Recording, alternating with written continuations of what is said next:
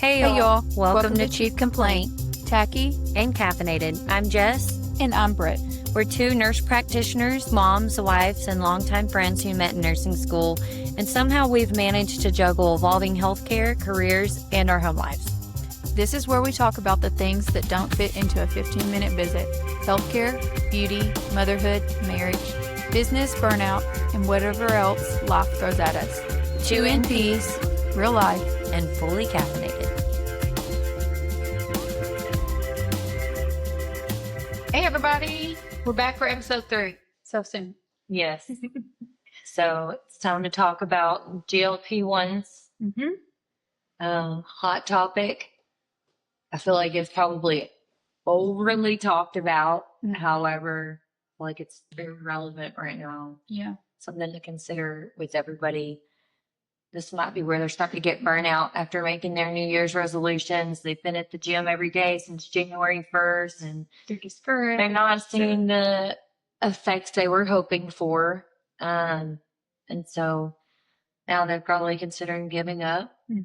But we think you should consider GLP-1. So we want to go over all the things that we know and share with you so that you can decide if that might be a fit or consideration for you.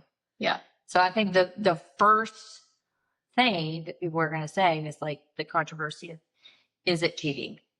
Oh yes. The Yeah. stigma behind that. Well, Is it a crutch? from my perspective, I'm like, well, people taking creatine and buying protein supplements and drinking caffeine before going in, is that cheating or is that just something aiding in the process? Right. Right. So from my perspective, if GLP-1 is a fit for you, I feel like it's cheating. No. No, GLP-1 is a natural hormone that your body makes already. And so, It's support. yeah, I feel like it supports. yes. Yeah, So- you can't, you got to have lifestyle changes too with it. Like, you just can't depend on, you can't make it a crutch where that's the only thing you're doing. You're still eating Right. crap, you're not exercising, then yes. But to each their own. Like, if you feel like you need to use it to lose the weight that you had all your life, use that crutch. Yes. And from my experience, it has been, in clinical experience, it has been that last little thing that somebody needed to make all those changes realistic, right? So overly obese patients that have come in that have started the GLP-1s, they had the weight loss they needed. They've had the decrease in pain and inflammation, Right. and it's increased their motivation. They're feeling better already to where it is more realistic for them to go to the gym. And so they were starting to make all the lifestyle changes. It's the boost they needed. Yes. So, yeah, I agree. I think that's wrong for people to say that. And Yeah. I'm sure you see it on TikTok all the time. Like, those GLP-1s are bad for you, or they cause cancer. There are side effects. There's side effects. Yeah, there's side effects to it, Yeah. So let's go through the different GLP-1s. So you guys kind of know what's out there, and we'll tell you what's fact versus fiction, as far as GLP-1. So you want to start out with semaglutide? Everyone knows that one. That's my least favorite. Yeah. Yeah. I'm a little biased about it because I lost the last 25 of my weight loss journey with semaglutide. So in my clinical experience, what I've seen, I feel like the semaglutide takes longer to work. It's longer to see results, which is not always a bad thing, but they seem to have more GI side effects with it. Right. And so from my experience, I've had more patient complaints with semaglutide as compared to Definitely the tirzepatide. Yeah, the nausea, the constant nausea, and it gets better with time. It's just people don't give it enough time before they decide, I can't do this anymore. And it's not for everybody, but it is the cheaper of the ones that are out there. It's more affordable. And I'm not talking about brand name Ozempic or what's the other one? What's the other brand name? Is it Wegovy? Wegovy. Yeah, it's I'm talking about compounded. Compounded GLP-1s are a lot more affordable than the pens that everybody are injecting. Like you can't get that approved unless you're truly diabetic or your insurance for whatever reason covers weight loss, which is rare. But with semaglutide, when they did studies, they did studies on all these meds. This was the first. GLP-1s have been around, but it's the first one that I think got the most Started headlines. getting attention. Because there was liraglutide, glutide. Those are all before, but you did, and there was weight loss, but it was not very significant. So within 48 weeks during clinical trials, you could lose 10 to 15% of your total body weight. So Like the semaglutides. yeah, I mean, so for some people, that's a lot. That is a lot. And then you add in exercise and lifestyle changes, you can maximize that weight loss. Right. And not if it doesn't work for everybody. I have a few patients that just say it just doesn't work. But there's other caveats to that too. Like, is there something else impeding the GLP not working? Yeah, that's a whole. We can go back to that one at the end. Mm-hmm. But there is a whole cascade of things that contribute to that. Yes, dosing. I had one patient tell me the other day that she's been on 0.25 milligrams of semaglutide since October. So I'm actually for that. As long as you're seeing effects, like as long as you are, I feel like we talked about least invasive measures, right? Right. If I'm taking the 0.25 and I'm still having weight loss and I'm still That's different. seeing the effects of it, I haven't plateaued, even though it's recommended, I think, after 4 weeks to increase the dose, right? If I'm still seeing results at the lowest dose, I want to stay on it. Exactly. And I'm on board with that. If you're losing weight, there's no reason to push and go up every 4 weeks. This individual had lost 8 pounds. So every time you go back to your provider, they re-prescribe it at the same dose and you hadn't lost a pound. Why are we doing that? So it wasn't necessarily to? the patient's idea. It was just The provider. slipping through the cracks. Yeah. Sitting in the same refill instead of So you've been getting on this asked since October. making an adjustment. November, December, January. 3 months and you've only lost 8 pounds. A lot of my patients lose that in 1 month if they're on the right dose. Yeah. So she was just wasting the money. I wonder, yeah, they probably should have made a increase on that dose. But I wonder if how much of that goes back to, like I was talking about, it being about 90 days period before you start seeing results with the semaglutide. Yeah. Whereas when people start the tirzepatide, I feel like within 2 weeks they're noticing a difference. Like it's a lot faster results. Yes. Yeah. And then so now we got tirzepatide. That's a GLP-1 plus a GIP. So GLP-1s they're more prone to have the side effects of nausea, vomiting, or diarrhea that alternates with constipation. The GIP reduces that effect of the GLP-1. So that's why a lot of patients on tirzepatide or whether it's Zepbound or Mounjaro don't have these side effects, but it is a little more pricier than semaglutide. Yes. So like almost significantly. Here in my practice, semaglutide's $180 to get started, and it's $240 to start on tirzepatide. And there's no telling what retatrutide's going to be because it's a third agonist. But within 48 weeks in clinical trials, they've seen that 20 to 22% body fat loss over that time of those individuals taking it. Which is double. Yeah, it's double compared to the semaglutide, which correlates with what I've seen in clinical practice, like we were talking about. Yeah. Less side effects and faster results. Yeah. Even with their A1C, like there was like maybe a 1% decrease of semaglutide, and there was like a 2 to 2.5% decrease in their A1C just by taking it. It's like, that's amazing. Another thing that I've loved about the tirzepatide is like the catalyst of other things that it has improved, like inflammation. Patients with chronic knee pain, back joint pain, arthritis, like it has significantly and helped patients with their inflammation. Mm-hmm. And there's so many other off-label uses that I'm seeing the terzepatide be used for now. Yeah. It's incredible. Like, are there going to be long-term side effects down the road? I don't know. Probably so. You know, who knows?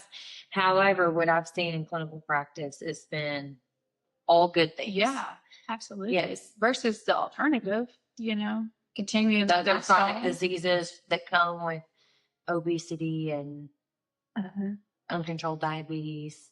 Yeah. I do have I have a male patient. He's in his 60s, and he's already had 2 knee replacements, and knees still give him fits every day. But he was like 60-pound overweight. He was on the verge of having another replacement or something done because it was interfering with his daily life. And you could hear the knees cracking when he bent them. He lost 50 pounds, and that man, you can't stop him now. Yeah. There was one day I dropped something like behind a desk or something. He was underneath the desk trying to get the paper I had dropped. You would have never seen him do that before. I mean, he couldn't do it. And so I was like, what were you doing? He's like, I'm just trying to pick this paper up that you dropped. I'm like, that's amazing. It's the little things. Yeah. The little things. And this guy drives to my clinic because I haven't seen him in a while. He drives about 45 minutes just to come here because he likes the benefit that he's gotten. And I've done it at his pace. Yeah. And he's a cancer survivor. And, his oncologist is like 100% for it. Like if that's... I've had rheumatologists, part of I do a lot of pre-op screening in my other job. And, I have to ask the patients, what do you take this GLP-1 for? Because they are being prescribed for other off-label uses. Rheumatologists are, prescribing it for other chronic disease. I even had seen an endocrinologist had prescribed it for visual Allison's disease. Oh, wow. Yes. So, aside from the fact of addiction, it's helped patients with addiction, not even consumable addictions, right? Like binging with alcohol, tobacco, or food, gambling, of all things, like the way that it works in our brain centers, it's helped patients stop gambling of all things. That's crazy. It's so interesting. Yeah. So it's like, who cannot take this drug? Who is it not good for? Not many people I can think of, unless you have the medullary thyroid cancer. It's on the label. And I think that's rare. I haven't really seen anybody, but. And you definitely caution GI patients with history of bowel obstruction. Yeah. And kind of blockages, history of pancreatitis, things of that nature. Yeah. Or even just eating disorder. I feel like that would be a bad patient to put a GLP-1, give them a GLP-1. Like you mentally, psychologically, we need to work on that part before you even understand the purpose of a GLP-1. You have an unhealthy relationship with food in general. So that would probably be a person I would not put on if they had body dysmorphia or bulimia or anorexia. We're not going to use this drug for that. All right. Yeah. There's something deeper we need to fix first, for sure. So GLP-1s help with decreasing gastric emptying, so food stays in your gut longer. You get fuller earlier. So instead of eating the whole burger, the fries, and the Coke, you may only get half that burger in, and you may not finish the rest. Promotes insulin secretion. So it's promoting your pancreas to do its job and secrete the insulin to keep your sugar down. It's not like insulin where you worry about having low insulin levels. You'll never have to worry about that. With a GLP-1, it regulates your blood sugar by constantly having that pancreas spit out insulin. And then it decreases your appetite, that food noise, like, I need something, I need a snack. And nurses are the worst at it, but most nurses, especially if you work night shift, you needed to be snacking to stay awake or keep going, or that you need to go in the kitchen and see you need something sweet tonight, Yeah, really you don't. Right. But it's just that urge, So it kind of shuts that off. And then you add in a GIP with it. That's when we get it to the tirzepatide world. That also helps increase insulin secretion, helps kind of suppress the nausea and vomiting, and that's constipation with the GLP-1. It enhances the effect of the GLP-1, so they work well together. And then I guess that's pretty much it. So then they make tirzepatide. Yes. And so the caveat to that goes back to the patient that maybe is still there, that's taking it, but they're like, say, fast eaters. I've seen the fast eaters where they still want to eat the entire burger first before their brain has time to catch up, or the early satiety catches in. And then guess what? There are patients that's coming to us because they've been extremely nauseous still. We're taking that, or they're actually vomiting. Yeah. And it's like the physiology behind that, I can't speak, is that, again, so your stomach is keeping food in it longer. And then say there was only room for half that burger, but you ate the whole burger anyways. Well, the bottom half of your GI tract is slowed down. So it's gonna push it back up, right? Like, I'm trying to think of a good analogy, right? Like, say there's a tiny hole at the bottom of this cup and it's already full, and then you overfill it, it's going to come back out the top first. Yeah. So that is a big education component that I tell the patients with GLP-1s when they're starting on and we're going over the side effects. It's also like, hey, if you are a fast eater, you're going to need to slow down. Like, let's start with small snacks. Yep. And see high protein, small, high protein snacks, low sugar still, and see how your body responds to that before we go stopping it or starting other medications. And I feel like the way that it was made was to affect the brain and how we have this relationship with food. So maybe your dose needs adjusted. If you're overeating, and you're probably not on the right dose, I would think, because when it does work and you're on the right dose, there's no way you're forcing yourself. There's just dissatisfaction with food to some point. Some people have to like remind themselves to eat.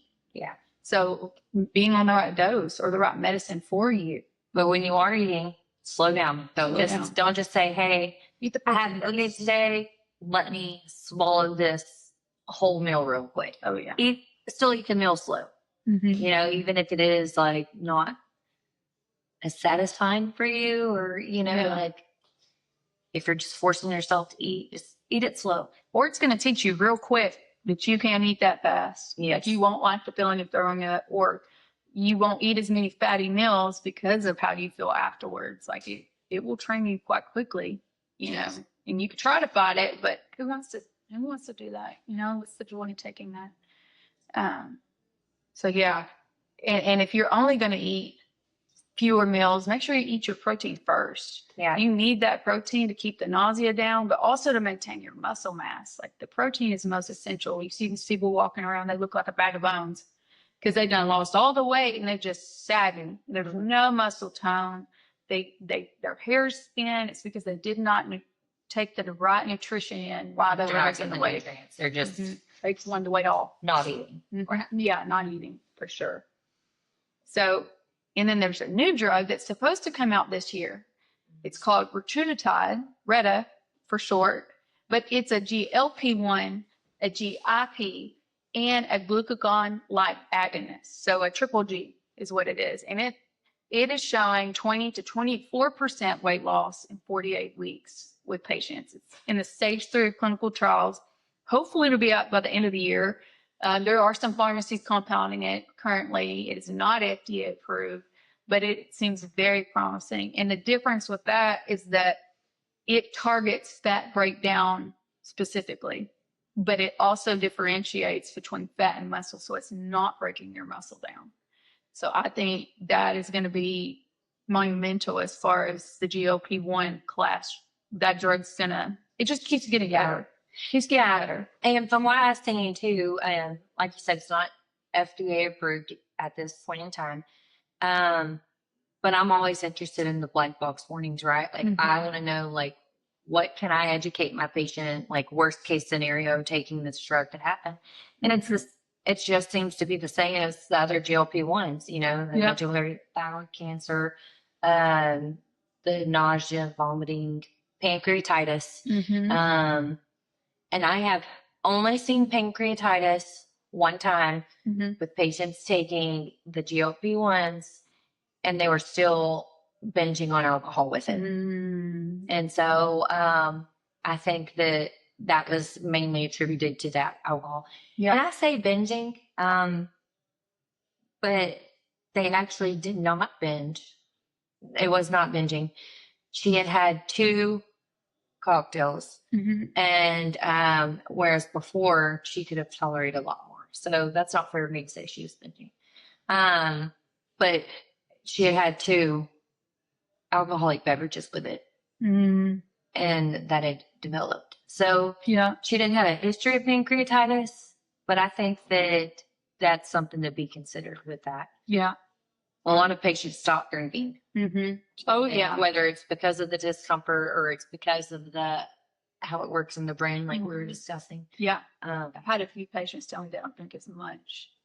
But those seem to be the main. There's minor warnings for it. A few minor side effects that I've seen. They're very uncommon. I have a patient tell me that she started taking semaglutide and her gums broke down.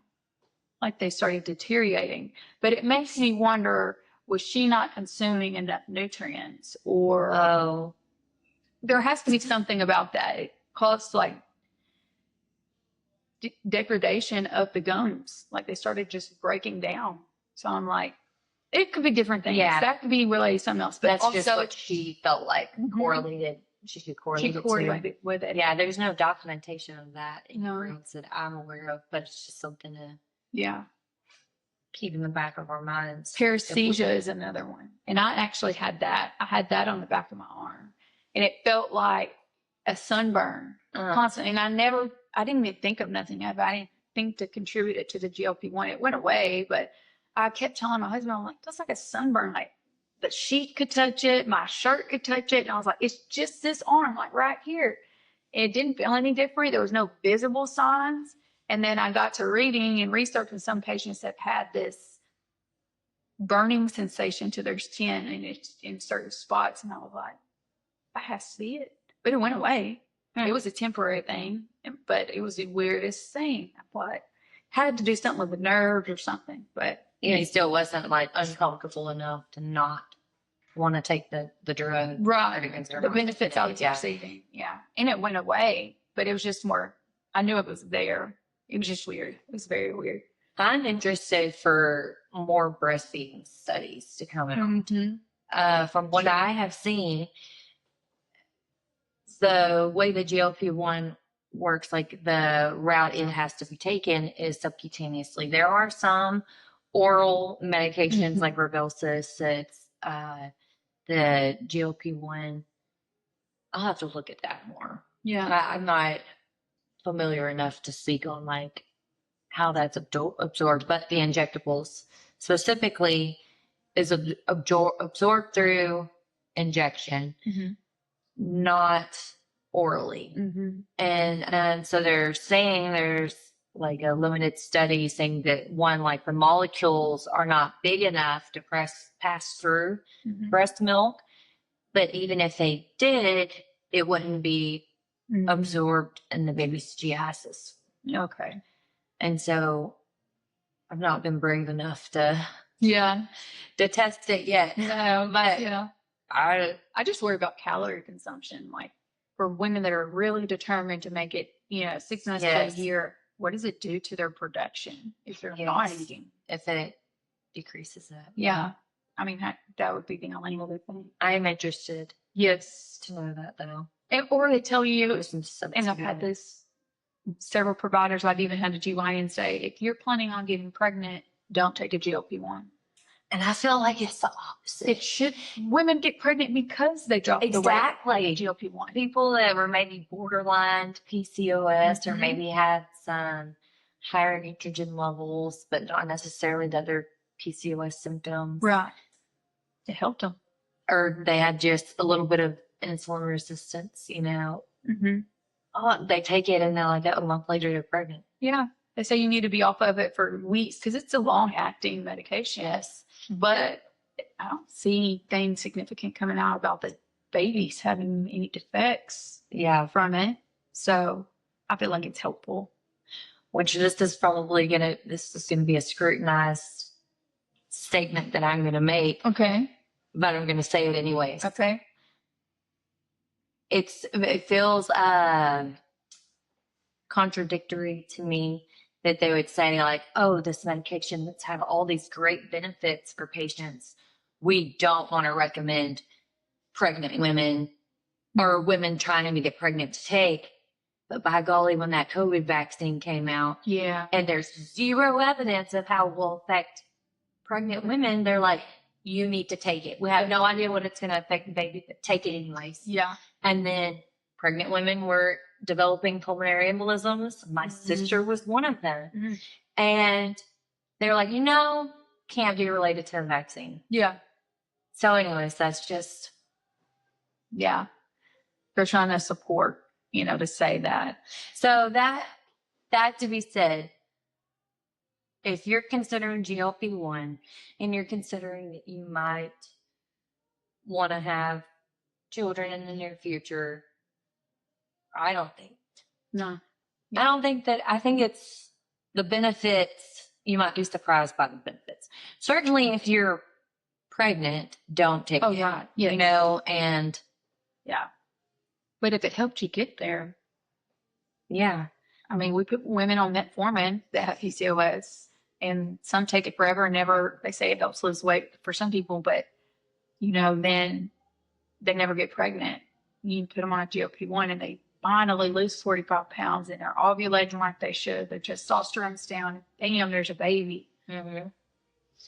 I have no problem with it. If you know the risk and I know the risk and we know that there's not studies, that can say you shouldn't be taking it, and I document that and you're in agreement, let's do it. It gives you a fighting chance to be a parent. It's a lot cheaper than IVF. That is true. It's expensive. It can be expensive, but it's a lot cheaper than IVF. Mm-hmm. And it's, again, does this go back to the least invasive measures first? Yeah. This is probably way least invasive. Yeah. Right. Some in vitro. Yeah. Absolutely. Yeah. And you can lose the weight after baby. So it just goes to the breastfeeding thing unless you decide to breastfeed. But there's no real studies. I would be curious to. I don't want to be the one to study things. I want other people to do all that work. I want to read. But I want to throw out some study ideas.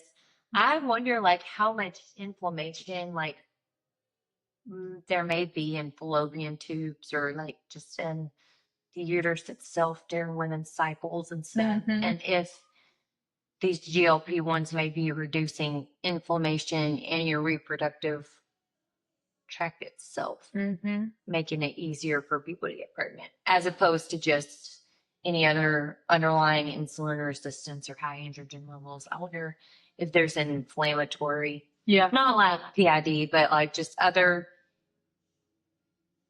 fluid retention or inflammation that are not allowing, you to drop eggs or fertilize eggs to get in there and stick. Mm-hmm. Yeah, absolutely. I think too, even just decreasing the amount of inflammatory foods in general it's good all the way around. I think. Yes. Decreasing your cardiovascular risk, fatty liver, those are things there's nothing out there on the market right now that can do that. Yeah. And as far as I have heard people talk about that they've had obstructions, bowel obstructions, and I'm like, well, if we're not eating and drinking enough, because there is peristalsis that still happens with eating, right? Whenever this doesn't stop that peristalsis. So peristalsis is wave-like motions in our GI tract that force the poop holes, it says, out. Yeah. Right. And so when we eat, then that's when that peristalsis happens. Mm-hmm. And so if we're not eating at all, then there's no, aside from the delayed gastric emptying, of course, like, then there's no peristalsis happening, to my knowledge. Yeah. Maybe some happens at night when we sleep, rest and digest. Maybe there's some peristalsis that happens at night. However, a period of time. Right. Yeah. So, but however, we still need to make sure that we're doing our part, right? Staying hydrated, drinking, eating small, frequent meals, at least high protein meals, eating something every day, and then exercise, right? Being active will also help with some peristalsis. Yeah. And it'll speed up the weight loss too. But if we're just taking this medication, we're going home, laying on the couch all day, not eating, not drinking, not moving our body, I think those are the ones that's going to be at higher risk of having the bowel obstruction. Yeah. So again, it goes back to patient education and making sure they know the risks associated and things that they can do to minimize those risks to try to prevent some complications from happening. Yeah, absolutely. So one thing we could end on is patients ask me all the time, do I have to be on this forever? Do I have to? You don't have to be on anything forever. Yeah. But if you want the benefits, you'll keep taking it. Yes. In microdosing. Yes. And I keep saying it, least invasive measures. Yeah. Right. So if you've met your goal weight, you hear about people regaining some of the weight, right? Maybe they weren't on it long enough for those lifestyle changes to stick. Right. In my opinion, like maybe they took it for 2 months and they're like, well, I'm at goal weight, I'm done. And then they just stop. Yeah. Well, they didn't have time. I don't know the exact numbers. You're better with numbers, but like there is a certain number, I think, of repetition that's supposed to happen for an extended amount of time for it to become a habit, for it to stick, for it to be a true lifestyle change. Well, we will look that up and find out what that number is and tell you next time. Yeah. But if they haven't taken it long enough for those lifestyle changes to stick, they're probably going to regain the weight when they stop. So you don't have to stay on. But yeah, so then you stop it abruptly at that, it's probably going to happen. So in those scenarios, even though it's not like a recommendation, I think that the microdosing, of course, us as NPs, we would have to like confirm with our supervising physician that we could do that. Whoever's signing off on our stuff, I would always run it by them and make sure that they approve of the plan as well. Us as NPs can't really make those off-label uses like the physician can, but I'm all for, you've taken it for 2 months, you've reached your goal weight, you don't want to lose any more weight. Let's do some microdosing so you're still getting that brain. The food noise. The food noise isn't coming back, but that motivation's still there, you know, like to where you can set lifestyle changes in place. Like, so you can do it 6 months, microdosing for the last 4 months to really have that good repetition and like lifestyle changes, maybe going to the gym, reaching your protein goals, things like that, to where maybe it will stick better. Yeah. And then come off. Yeah, absolutely. I know that I've met my goal weight for quite some time now. I've been able to keep it off, and I think I only dose maybe once every 2 or 3 weeks. But I have found, and this is just in me, that there have been occasions where I'll take the same dose. So say I took 45 minutes every 3 weeks, where the same dose didn't work as well. Yeah. So then temporarily I had to jump up to 50 or 65 units to, I guess, shock my body back into, you need to recognize this GLP-1 before I could actually go back down. So, and I don't know what that pattern is about. I'm sure it's Yeah. been studied, but And what do you feel like, what starts happening where you recognize like, oh, I probably should have, do you feel like you just start snacking more Mhm. or you, that was my problem as someone that gained weight and could not lose it. I mean, I could do lifestyle changes, but they weren't sustainable, and genetics was working against me. But I had a bad problem binge eating, and food is one, and I come from a Hispanic family. Food is how we get together. That is what our, happiness revolves around, who's cooking and what we're cooking, and congregation around food. So you couldn't get away from it. You couldn't go to a family gathering without food. Like, it was there. And not only that, even in our time, probably not our kids, not our current kids' time, but when we were younger, you had to finish everything on that plate. oh yeah, you can't get up from the table. No. And so you have To sit there all night. Like, Mhm. yeah. I need to finish this whole thing, because you were trained to do that at a young age. But yeah, I associate sweets and binge eating with happiness too. So I had to get a better relationship with food, that it was to nourish my body and not to fulfill a need. So, and when I'm not taking GLP-1 in a few weeks, it will creep back in. And then I am eating the things, all the things. Yeah. I know. So yeah, to each their own. But yes, I have incorporated the gym, and in the past I've done CrossFit and ran half marathons and done all the different things. But could I sustain that long term? No, not forever. Like, my body, life in general, going back to school and being a mom, it's like I can't just do those things all the time. So the GLP-1 has freed up some of that for me. The meal planning and the having to go run 5 miles a day, like, Yeah. it's given me back more time with life. And I wondered, like, genetically as well, being a Hispanic, Mm-hmm. I don't want to give our age, but being a Hispanic mature woman, Mm-hmm.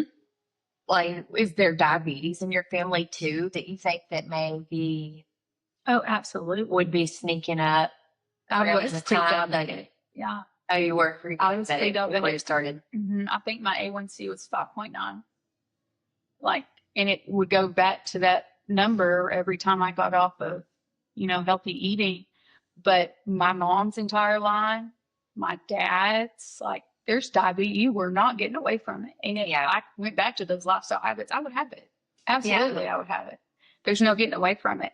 But it did correct my triglycerides, and I have never had normal triglycerides or cholesterol, even when I was running and doing all these healthy things and training. I could not get my triglycerides to come down. When I started the GLP-1, it was the first time I ever seen my numbers normal. Wow. And I just chucked it up to being genetic, because mom and dad both have it. Yeah. So I was not going to get away from it. Didn't matter what weight I was at. But when I started GLP-1, Yeah. that went down. And there's no other reason. There's no other explanation. So there went my cardiovascular risk went down. I wonder, I do wonder if, like, that's part of, aside from like the snacking, I wonder if it is more of a genetic component Mm-hmm. that is causing you to snack more. Mm-hmm. Because I know you're like a health nut. You love I try to be. all, yeah. But I'll eat. You love workout and the eating. I'm just curious how much of it is genetic component that's bringing you back to needing the GLP-1 too. Mm-hmm. Like, doesn't matter what I do. Right. I'm my family. I mean, not me and my sisters, but most of us are obese. So I wonder if it's genetic versus, like we talked about again, like the brain centers that it works on. Mm-hmm. Like, if just my genealogy is more prone to overeating or wanting to eat. Like, I feel like I was starving Regardless of like the lifestyle changes, how much of it is like genetic. and not being able to stop. Like, at that point, you could set Oreo package in front of me and I would not know when to stop. Yeah. It was just this unhealthy habit, so now, I mean, I'll eat 1 or 2 cookies on I'm good. I know my unhealthy habit. Coffee. And yeah, that's what She drinks her carbs.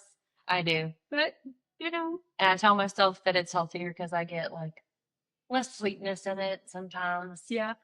Most of the time. Correct your And then- metabolism. Yeah. So, Miley don't complain about no. Nope, she doesn't enjoys, it's her supply. yeah, she enjoys our coffee breaks. Yep. I tell my husband whenever I'm having, I'm like, I blame everything on her right now. Mm-hmm. Miley wants a coffee. Yep. I tell him it makes my milk sweeter. She likes it. Mm-hmm. He knows I'm full of it, but he lets me get away with it anyways. Right. Well, do you feel like there's anything we missed on GLP-1s? I don't think so. I think Let me look at my little list. we covered. But if anyone has any questions about GLP-1s, me and Joseph both had experience with it as patients and providers. Feel free to message us or email us. You know, And educate us. If there's something that you found out. you know that we don't ever want to misinform anybody. Mm-hmm. And medicine is ever evolving, changing, new studies come out all the time. And so if you can educate us, educate us. I'm always wanting to learn something. Absolutely. Yes. Well, until episode 4. Episode 4. So give us some topics to talk about. If there's some things that you wish that you could talk to your provider about, and maybe afraid that they'll be more biased on it, let us know. We'll talk about anything you want to talk about. Yep. Anything and everything. Yep. Until next time. All right. See y'all next time.